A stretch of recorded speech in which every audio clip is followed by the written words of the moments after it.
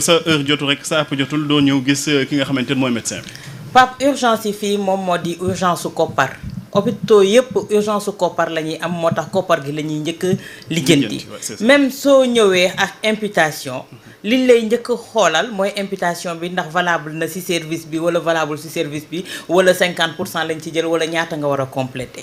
mooy problème bi nga xamante ne moom la ñuy njëkk xamuñu li nga xamante ne moom moo di urgence mais ñàkk xam urgence weesuwul Pape sapeur pompier gàddu seen oto indi ci hôpitaux yi nga koy rejeter. dëgg la. di ko yóbbu di ko trimballer d'hôpital en hôpital loolu rek benn problème la si ñun Sénégal man ce que je dis tout le temps au Sénégal fii la santé est malade pas parce que la santé c'est un ensemble fi mu nekk Sénégal depuis belle lurette amuñu ministre de la santé ministre de la maladie la ñu am parce que fii bu fekkee ne da ngay gérer santé li may wax c'est un ensemble mais fii ñun on gère la maladie loolu la ñuy toppatoo moo tax li fi war a am amu fi Pape tey est-ce que tu peux concevoir tey bi nga demee ba nga xamante ne ñu ngi jël ab hôpital di ko jaay rek nga war a xam ne ñun fulaaluñu santé malheureusement te hôpital boobu ñu doon jaay dafa bokkoon ci ay hôpital de référence boo xamante ne foofu université la woon xale yi dañ fa doon jàng li nga xamante ne moom moo di médecine et les grands professeurs foofu lañ doon nekk soo fàttali ko ñoom Souleymane Mbuub mii ñoom Boucar Diouf néphrologue entre autres ñoom professeur Seydina Issa Laye Sey ñooñu ñëpp foofu la ñu nekkoon Dantec boobu mais tey suñu demee ba jël hôpital boobu ne dañ koy jaay nga war a xam te ne ñun fulaaluñu tey comment tu peux concevoir que tey ñi nga xam te ne mën nañu wax approximativement ñoo tane mooy urgence su principale ak urgence su UHO mais UHO tey ji danga naan kon tey hôpital yi nga xam te ne militaires yi ñoom ñoo fay exercer rek Pape moom moo am benn rigueur bi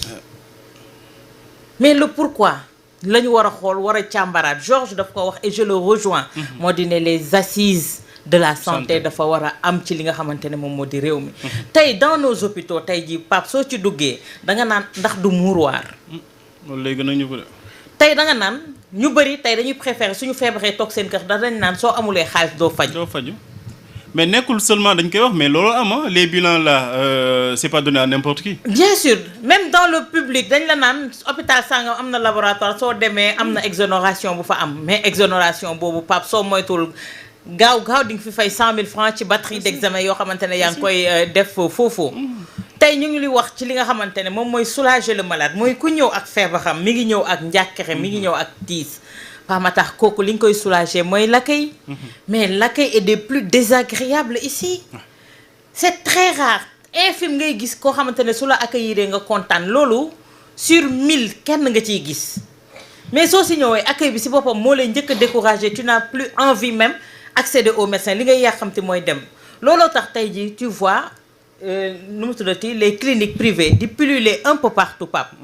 est-ce que tey jii ñu ngi koy réguler sax li nga xamante ne moo di l'installation de ces cliniques là wala de ces cabinets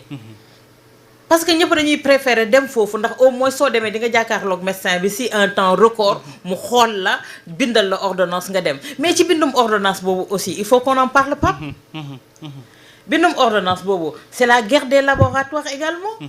da ngay gis médecin boo xamante ne am na ay médicaments yoo xamante ne mooy au temps yi ñu fi tibbee woon les médicaments génériques mu bindal la ko mun nga ci gis sa bopp di nga ci faju di nga ci wér mais comme que dafa am ay laboratoires yoo xamante ne ay partenariat lay doon dañu lay bindal garab boo xamante ne laboratoire boobu moo koy kii mais ça coûte excessivement cher te pourtant am na beneen laboratoire concurrente boo xamante ne mënoon na la fa bindal ordonnance boo xamante ne tu paies moins cher moo tax ma ne la c'est tout un ensemble la santé te boobu ba léegi jéemuñu ko li nga xamante ne moom moo di réguler parce que tey jii man mënuma concevoir ñu trimballer malade d'hôpital en hôpital benn urgence nangu ko jël parce que lan Pape amuñu nombre de lits yoo xamante ne biir urgence da ngay dugg fekk fa ñaari lal wala ñetti lal nga dugg ay hôpitaux fekk yoo xamante ne en cas d'urgence da ngay fekk nit ñi ñu leen di tëral à même le sol est-ce que loolu tey jii c'est concevable tey lii ñuy waxtaane yi yëpp Pape depuis belle lurette on en parle chaque jour su problème amee ci wàllu santé on revient sur ces plateaux combien d'années ñu ngi ko fiy waxtaane lii premier ministre wax c'est pas une nouveauté lu am la li Abdoulaye wax laay rejoindre maintenant le problème moo di ne on demande des solutions des actes c'est bien beau de dénoncer c'est bien beau de relever les manquements et tout xam nañ ko mais mettre les hommes qu'il faut à la place qu'il faut et régler ce problème de la santé là parce que tey jii mënoo demander nit mu productif te amul wér-gu-yaram mënoo demander loolu mënoo demander un avancement te ñi nga xamante ne ñoo war a porter avancement boobu amuñu li nga xamante ne moom moo di wéru yaram. Donc c'est tout un ensemble, Pape. Les écoles de formation en médecine yooyu yëpp moo tax ma ne la santé c'est un ensemble. Il faut qu'on parle de tous ces mots là parce que boo ci laal mu ngay métti et qu'on nous trouve véritablement ñoo xamante ne c'est des gens de la santé. C'est pas parce que tu es du milieu que yow mën nga développer li nga xamante ne moom moo di la santé. Tey jii dañ lay limal ñi nga xamante ne ñoo nekkoon les meilleurs ministres de la santé du Sénégal c'était pas des médecins. De ce fait yooyu yëpp Pape war nañ ko waxaat quoi. Franchement. Alors Ibrahima Anne yow mi gën a miin biir réew mi ñun ñi nekk ci dëkku taax yi nous sommes des privilégiés parce que ñi nga wax urgence ak accueil mais boo duggee ci biir réew mi moom nga xam ni que wax dëgg yàlla structure sanitaire moom da nga koy dégg rek mais existé wul quasiment. waaw Pape xam naa ne il me sera très difficile d'intervenir après Awa parce que moom mooy la spécialiste sanitaire de la maison depuis yaakaar naa une décennie mi ngi def wala plus même hein. Plus c'était depuis 2007. Depuis 2007 ba léegi mi ngi def émission santé donc li muy wax xam na ko bu baax a baax donc ñun daanaka dañuy dolli tuuti rek ci li mu wax ni effectivement comme ni nga ko waxee su fekkee ne à Dakar la ñuy jooytu ni li nga xam ne moom mooy urgence bon maintenant je me demande qu'est-ce qu'il en serait des régions.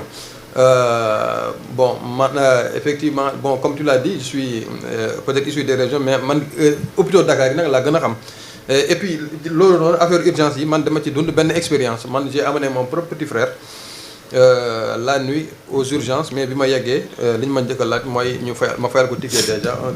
je crois après bu ñu defee seen lépp c'était à 60 000 francs mais imaginez yenn heures yi tu demandes à la personne koo xam ne dafa indi un malade qui a une crise drépanocytaire koo xam ne dañ ko war a prendre en charge de la manière la plus urgente possible mais dañ ko teg foofu après ñu ne ma naa fay 60 000 donc du coup man j'ai pensé à ñi nga xam ne ils peuvent être dans la même situation que moi te peut-être amuñu 60 000 voilà ouais. Donc j'ai pas pensé à moi-même mais j'ai pensé à ces gens-là te yàlla def ma nattu aussi bi ma fa toogee wala le lendemain en tout cas le lendemain bi ma fa delluwaatee devant moi les sapeurs-pompiers ont amené là-bas une personne qui était blessée je crois elle s'était même cassé la jambe en accident koo xam ne dafa defoon accident mais li mu fa toog ëpp na ñun li comment dirais-je bi ñu fay ñëwee ba léegi nii presque lu mat 1 heure de temps mi ngi toog foofu te xam nga kooku c'est un cas vraiment y a pas cas plus urgent koo xam ne c'est un accidenté dafa accident sapeur-pompier fab ko indi ñun teg ko foofu di xaar loo xaw ma lan lañ doon xaar ay papier xaw ma lan ay lal bu libre alors que c'est un cas urgent donc fii le problème qui se pose c'est que les urgences elles-mêmes elles doivent être amenées aux urgences donc man ci li ma xalaat daal urgence yi la ñu war a yóbbu aux urgences maintenant il faut aller au-delà des constats parce que lii nii li nga xam ne moom la ñu bind ci communiqué conseil des ministres bi man lii yàgg naa ko lire ci ay communiqué conseil des ministres donc yàgg nañu wax ne service d'urgence yi accueil urgence war nañu ko xoolaat effectivement j'ai noté quand même ça aussi il faut le reconnaître que dans certains hôpitaux ils ont amélioré l'accueil maanaam nit ñi daan ñëw di tàncaloo bon pour jënd ticket affaire yooyu bon surtout ñi nga xam ne c'est pas des cas urgents donc loolu j'ai vu que maintenant dafa am il y a des agents qui sont par exemple je peux citer CTO ak ay Rois Baudouin des agents qui sont préposés à ça ñoo xam ne ñoom boo ñëwee rek dañ leen laaj fan nga ban service nga bëgg a dem lan moo lay métti affaire yooyu ak lan nga war nga bon boo la wane sa papier ñu wax la fi nga xam ne foofu ngay jaar après c'est eux qui organisent les files accueil bi moom il y a beaucoup d'hôpitaux yoo xam ne def nañu effort ci côté boobu maintenant mu des wàllum urgence bi parce que urgence bi dafa mel ne c'est je crois que c'est bu ñu nee service accueil urgence dafa mel ne urgence bi moo nekk en dernier lieu mais urgence bi moo gën important ci sur les 3 termes là service accueil urgence dama jàpp ne urgence moo ci gën a important ki nga xam ne mooy Abdoulaye Diouf Sarr je crois que Abdoulaye Mbow mi ngi koy wax sànq quand il est venu bi ñu ko nommé ministre de la santé le premier cas auquel il avait été confronté mooy la fille là Aïssatou Diallo je crois bi defoon accident je crois elle est tombée ba am lu dugg ci ginnaawam benn bant wala affaire yooyu après yóbbu woon ko Camp Thiaroye bon après xaw ma dañ ko en tout cas elle avait été xaw ma rejetée ou en tout cas la prise en charge n'était pas des meilleures donc boobu c'était vraiment le bizutage pour Abdoulaye Diouf Sarr donc boobu aussi les gens l'avaient constaté waxuma sax waxuma sax ay constat général mais loo xam ne lu c'était du factuel. Donc après il y a eu ce qu'il y a eu mu am ce qui s'était passé à Louga avec la dame là bi nga xam ne dafa doon matu ba finalement il était malheureusement décédé. mu am aussi xam nga lan néonatologie bi amoon à Linguère à Linguère et à Tivaouane yooyu yëpp amoon na fi ba am na je crois bu Tivaouane bi sax su mu juumulee moo taxoon sax ñu daaxoon ak ki nga xam ne moom mooy Abdoulaye Diouf Sarr c'est-à-dire dàq nañu ministre mais est-ce que ça a permis de régler le problème. Donc ce qui veut dire que comme Awa l'a dit le problème est beaucoup plus structurel que li ñu foog. Donc formation bi am na ci wàll. décideurs yi maanaam la décision politique am na ci wàll. mais aussi conscience c'est-à-dire conscience bi nga xam ne moom la ñu war a inculquer aux personnes yi nga xam ne ñoom ñoo war a nekk ci service yooyu donc loolu aussi dafa des. Donc damay rejoindre aussi Awa ci li muy wax ni wàllum formation bi aujourd'hui mais les écoles je crois qu'il est plus facile d'ouvrir une école de formation en santé que d'en ouvrir une école de formation en journalisme wala en marketing communication.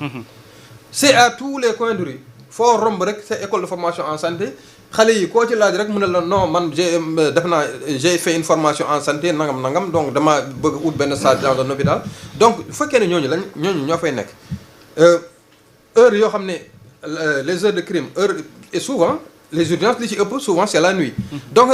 nga dem foofu boo demee hôpital war a dem service urgence ñu ne non y a pas de médecin actuellement ni ñi fi nekk amu ci kenn koo xam ne mën na sax bind ordonnance. Donc ça pose problème. Donc c'est-à-dire que y a un problème ressources humaines am na fa. problème structure am na fa. problème décision politique maanaam volonté politique am na fa. Donc c'est tout un ensemble de causes ñooy indi li nga xam ne moom mooy xew ci hôpitaux yi. Donc il faut qu'on aille au-delà des constats. Il faut qu'on aille vraiment dans la sanction. Ministre bi même le ministre là Ibrahima Sy effectivement il a fait un constat. Il dit que il a constaté que entre 19h et je crois 5h du matin xam nga 6h du matin ci la ëpp ay décès. Voilà taux de mortalité bi ci la ëppee. Mais maintenant moi à sa place si j'étais à sa place li may def mooy def une visite inopinée dans un hôpital quelconque jékki-jékki rek débarquer dans un hôpital à ces heures là xool effectivement ñi fa nekk ñi nga xam ne ñoom ñoo war a préposé au travail d'urgence là. Qu'est-ce qu'ils sont en train de faire parce que effectivement dans les réseaux sociaux les gens ont essayé de dire que bon heure yooyu boo fa demee TikTok la ñuy seetaan wala yooyu mais ba léegi man je pense que c'est des trucs mais du ay wax ci réseaux sociaux yi lu ay nit dund la man mi xam naa ci dara parce que j'ai vécu ça ñëw naa fekk sama papa agité man ni sama sœur bi ko nekkoon foofu ni ko xanaa yow woowoo kii bi ki nekk en garde ma woo naa ko depuis sànq ñëwul ba ma demee dama fekk moom mu changé sax tenue sol seen mël fa yooyu ñu jullee toog di seetaan TikTok. Voilà waaw donc loolu cas bu isolé. voilà loolu constaté nga dire la même chose. voilà loolu tu l'as constaté. Oui. Le ministre là il a constaté que bon peut-être rapport yi ñu koy jox ni il a constaté que entre 19h et heure boobu na xam 5h du matin ou 6h du matin le taux de mortalité est beaucoup plus élevé mais je me dis que bon peut-être comme Sada Ndiaye le faisait quand on était à l'université. Effectivement c'est une bonne stratégie. Voilà dem à des heures yooyu noonu mu constaté noonu mais dem def une visite inopinée dans un hôpital. Bon beneen yoon mu dem aussi peut-être quelque part dans une région à Thiès wala à Louga wala yooyu xool qu'est-ce qui se passe réellement parce que tant qu'on connaît pas